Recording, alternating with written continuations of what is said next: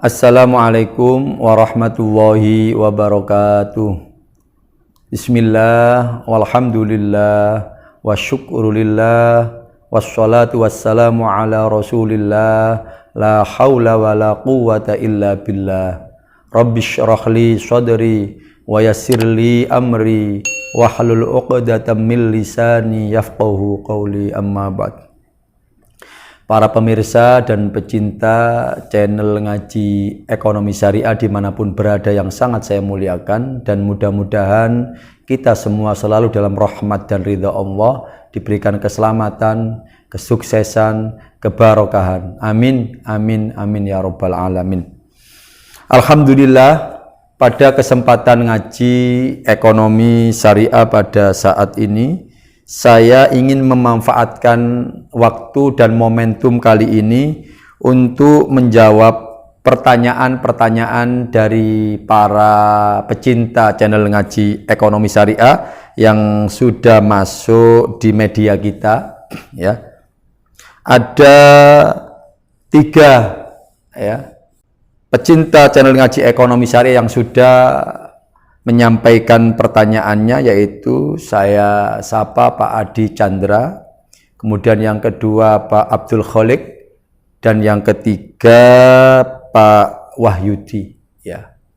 Sebelum saya menjawab, perlu saya sampaikan kepada seluruh pemirsa dan pecinta channel Ngaji Ekonomi Syariah dimanapun berada, bahwa channel Ngaji Ekonomi Syariah memberikan kesempatan, ya, memberikan waktu kepada seluruh pemirsa dan pecinta channel Ngaji Ekonomi Syariah untuk menyampaikan komentar dan pertanyaannya. Bisa ditulis di tempat komen, ya, monggo bisa ditulis itu, atau bisa langsung ke WA, ya, ke saya, bisa telepon, bisa, ya. Bahkan mohon maaf, ya, yang Pak Adi Chandra kemarin ini sempat, ya, beliau minta ketemuan, ya, karena memang sangat-sangat penting, sangat urgen, dan takut kalau lewat WA atau telepon itu tidak utuh, sehingga beliau sampai mengundang kami untuk hadir, ya, dan kita bertemu, dan alhamdulillah sudah cukup bagus, ya.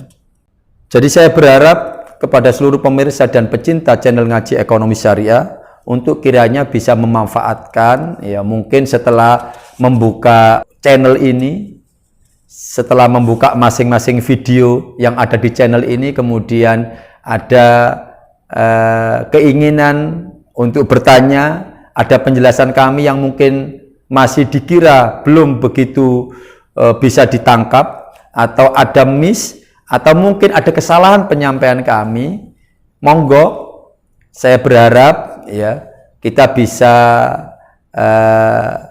berkomunikasi juga lewat kolom komen, ya, atau langsung bisa kontak ke kami, ya, dan itu akan kami sampaikan jawabannya di video-video berikutnya. Dan kali ini alhamdulillah cukup banyak sebenarnya, ya, tapi ada 4 sampai 5 pertanyaan yang akan coba kami jawab dalam kesempatan Ngaji Ekonomi Syariah kali ini.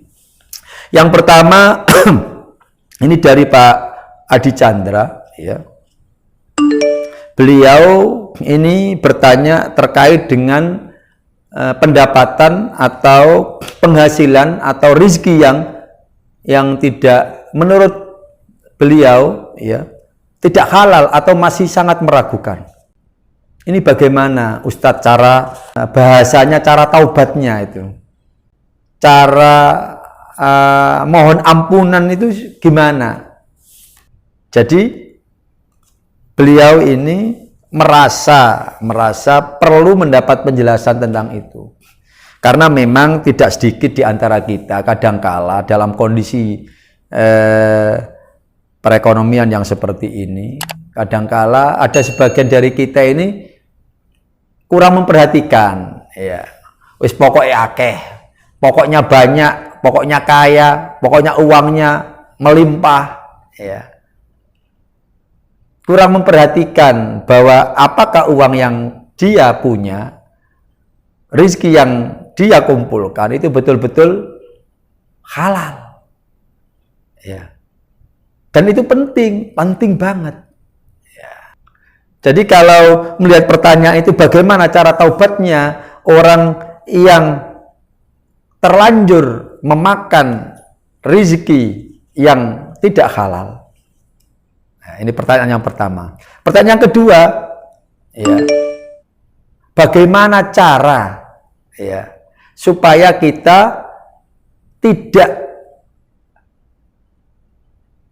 terjerembab, tidak masuk dalam mendapatkan rezeki yang tidak halal. Ya.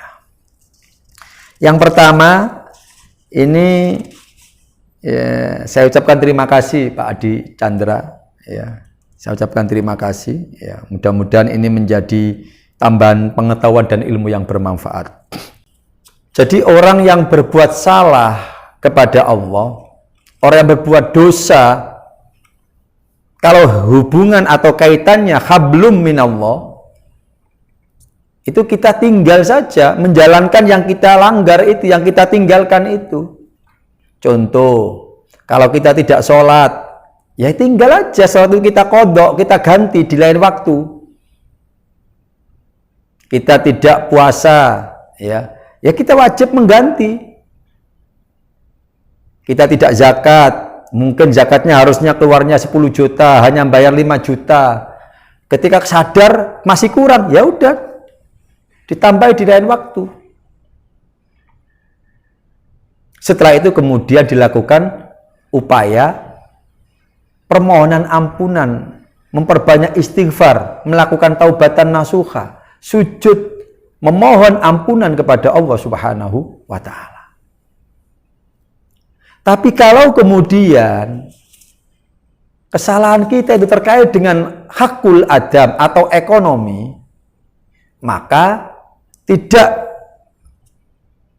bisa kita kemudian seperti hanya mohon ampunan kepada Allah, ya Allah, saya mencuri ya Allah, ampunilah dosa-dosa saya ya Allah. Oh, belum cukup.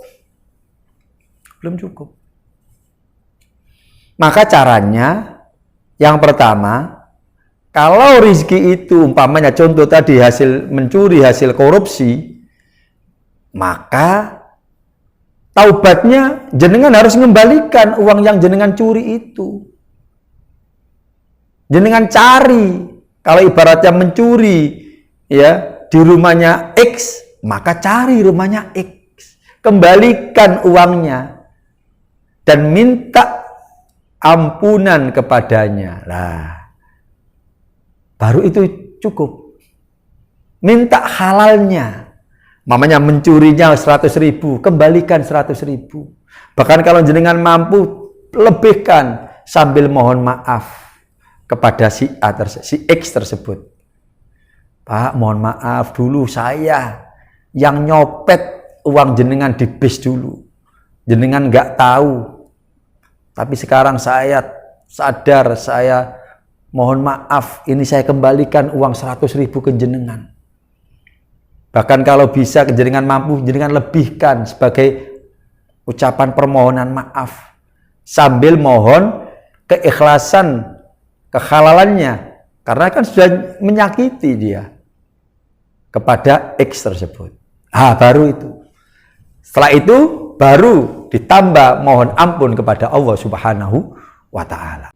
Nah, bagaimana kalau kemudian kita tidak tahu di mana alamatnya, di mana orang itu berada? Maka ya otomatis ya, jenengan nggak mungkin mendatanginya, sudah nggak tahu. Ya, sudah dicari-cari alamat dari informasi ini nggak tahu. Bahkan ahli warisnya juga nggak tahu. Kecuali kalau masih tahu ahli warisnya, jenengan berikan ke ahli waris. Dan minta halalnya, minta ampunan. Baru kemudian mohon ampun kepada Allah. Ya ceritakan kepada ahli waris, mamanya X sudah meninggal yang jenengan curi dulu. Terus kemudian jenengan tahu masih ada anak-anaknya, ya sampaikan ke anaknya. Kembalikan uang itu kepada anaknya sambil minta maaf. Nah, bagaimana kalau nyurinya kepada lembaga? Mamanya nyuri ke negara, korupsi umpamanya. Ya kembalikan ke negara. Sampaikan kepada lembaga-lembaga yang berwenang untuk menerima pengembalian itu. Umpamanya korupsi 1M, kembalikan.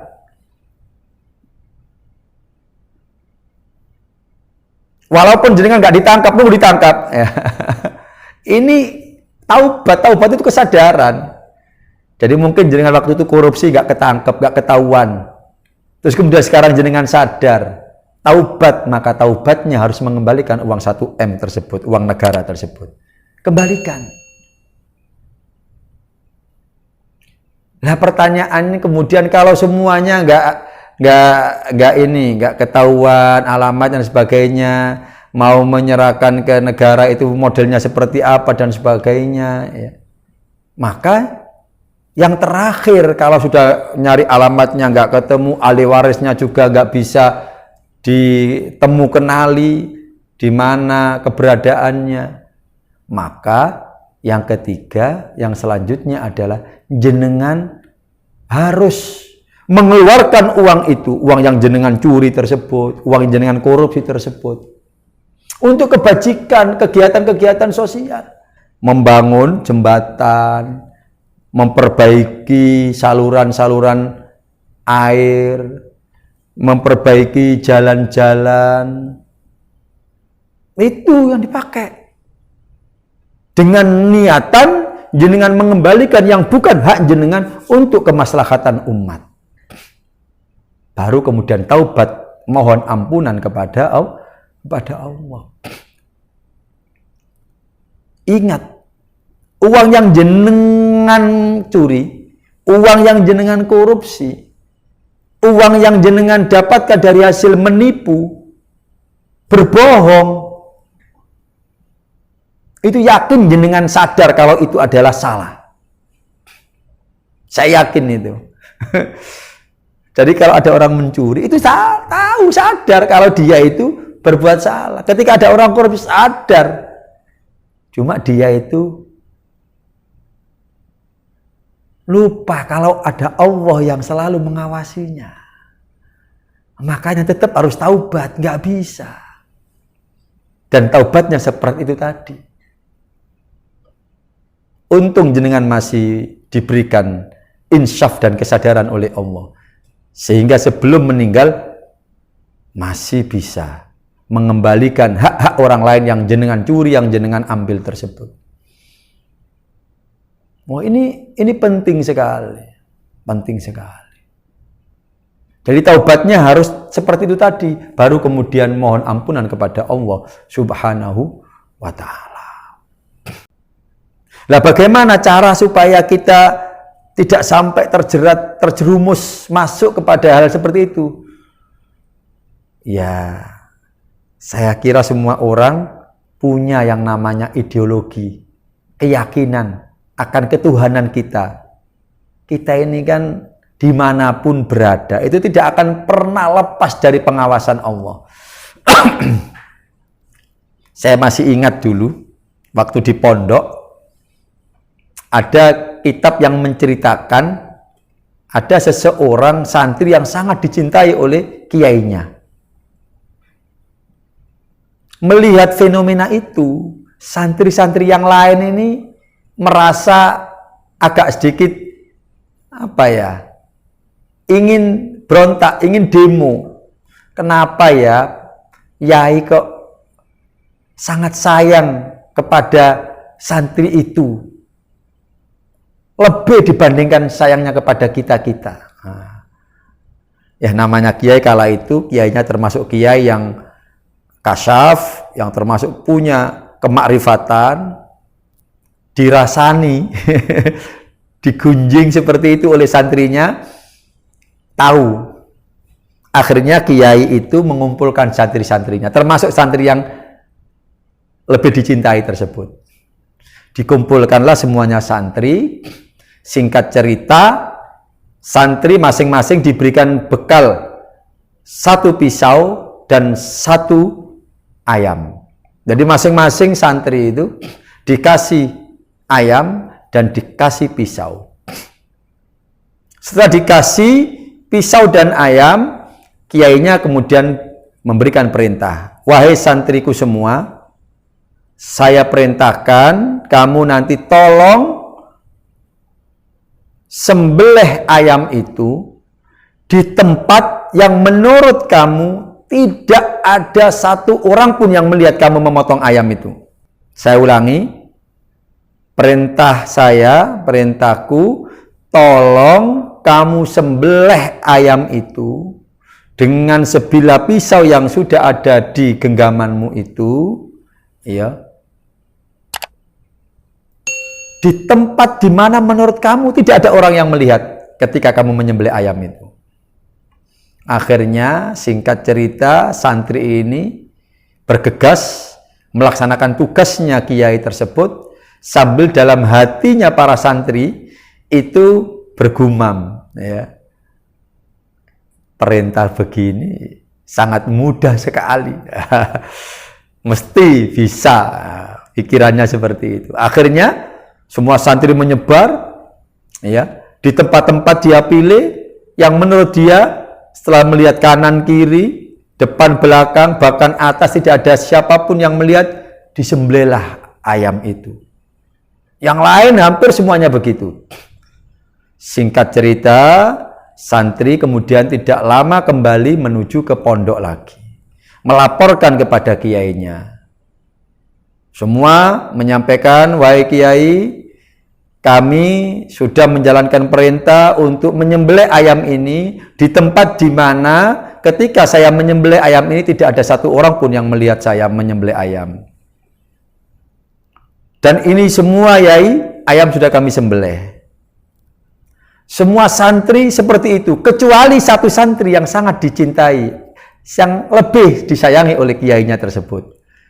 Lagi-lagi santri yang lain, ya, menertawakan dalam hati. Ternyata santri yang disayangi oleh kiai tidak taat menjalankan perintahnya kiai. Akhirnya ditanya santri 1 yang tidak menyembelih tersebut, kenapa kamu tidak menjalankan perintahku? Santri itu menjawab, wahai yai, saya tidak mampu menjalankan perintah yai yang memerintahkan kepada saya untuk menyembelih ayam ini di tempat di mana ketika saya menyembelih ayam ini tidak ada 1 orang pun yang melihat saya menyembelih. Dan itu saya tidak menemukan tempat, yai. Kenapa? Karena Allah selalu melihat saya, yai. Subhanallah. Disitulah kemudian para santri, ya, menundukkan kepala semua, malu di hadapan yai. Ternyata kenapa yai kok agak lebih sayang dan perhatian kepada santrinya yang 1 ini? Ternyata santrinya itu punya kelebihan yang luar biasa dibanding yang lain. Itulah, ya, itulah cerita yang memberikan pendidikan kepada kita betapa tidak ada aktivitas manusia di muka bumi ini, di penjuru dunia manapun, yang lepas dari pantauan Allah Subhanahu wa Ta'ala. Nanti akan saya lanjutkan, ya, ngaji ini, tapi kita break sejenak. Mudah-mudahan bermanfaat bagi kita semua. Terima kasih.